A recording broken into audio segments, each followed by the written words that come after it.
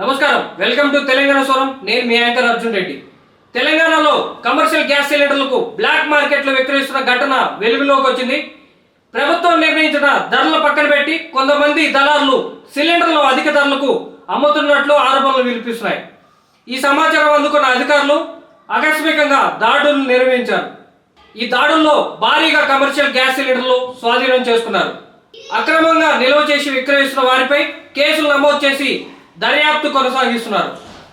ఈ అంశంపై అధికారులు మాట్లాడుతూ ఇలాంటి బ్లాక్ మార్కెట్ కార్యకలాపాలను కఠినంగా అరికడతామని స్పష్టం చేశారు. ప్రజలు ఎక్కడైనా అధిక ధరలు గ్యాస్ విక్రయించినట్లయితే, అది జరుగుతున్నట్లయితే వెంటనే సంబంధిత అధికారులకు సమాచారం ఇవ్వాలని సూచించారు.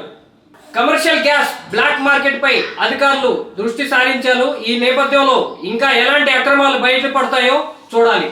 ఇలాంటి సమాచారం కోసం చూస్తూనే ఉండండి తెలంగాణ స్వరం. నేను మీ anchor Arjun Reddy. Thank you.